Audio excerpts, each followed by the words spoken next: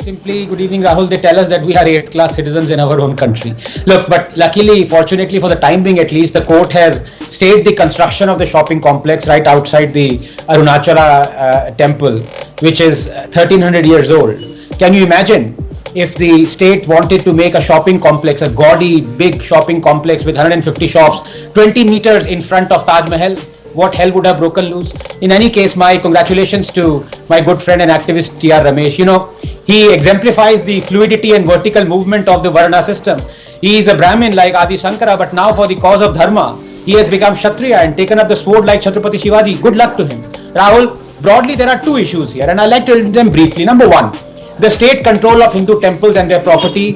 Believe me, it is by far the largest, financially most damaging scam of independent India. And I'm choosing my words very carefully. Even using the petroleum sector as a cash cow pales in comparison to the loot and pillaging happening of Hindu temples in the name of secularism. I ask you, if the Congress can bring in a legislation to control Hindu temples in 1959, well, that still stands.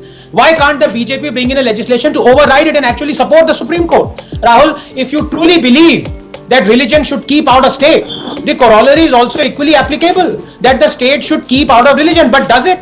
Secularism is total separation of religion and state, total. Our state declares itself to be secular but is shamelessly not so, controlling as it does Hindu places of worship. Governments of just 10 states control more than 110,000 temples. Tamil Nadu Temple Trust own 478,000 acres of land. Tamil Nadu government alone controls 36,425 temples and 54 mosques. Billions in revenue. Is this secularism? Besides, these are the very people who until last month wanted to eradicate Sanatan Dharma. They are leeching money off it. Rahul, a Hindu temple, its income, its educational institutions are controlled by and interfered by the government. But those of a mosque or a church are not. Why? Only in India can you step aside and watch as the state appoints non-Hindus on boards that control Hindu temples. Only here will we remain silent as Hindu idols are stolen, temple property auctioned, a whole temple-driven ecosystem and way of life dismantled. Believe me, assault on temples has turned into an assault on Hinduism itself. Now, very briefly, point number two, because it's very connected.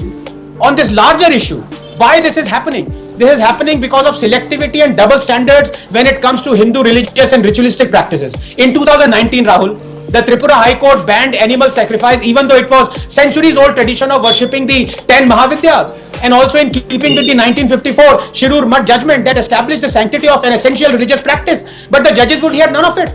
In 2014, Himachal Pradesh High Court banned the 600-year-old tradition of animal sacrifice during the Kullu Dasara. The question to be asked is, why should only the Hindu be prevented from conducting rituals? If the state is against animal sacrifice, and laudably so, then shouldn't be against all animal sacrifices conducted in the name of religion. But is that the case? Do the judges have the guts to ban halal, the ritual slaughter, wherein the incision must be deep, that it cuts the carotid artery and the trachea, the blood must be drained completely, this while the animal is still alive? Is that not animal cruelty? That the judges would hear none of it. The head of the animal must be aligned to the Kaaba, and it is essential that Bismillah Rahman Rahim be uttered. Furthermore, only a Muslim can perform the slaughter. So according to the judges, this is not a ritual.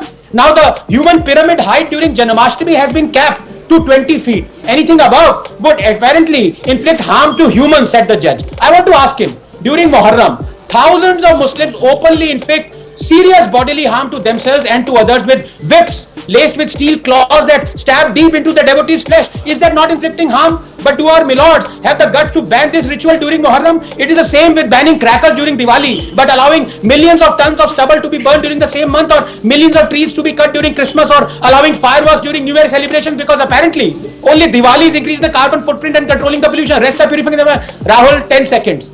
We are 8th class citizens. Accept it. Accept it.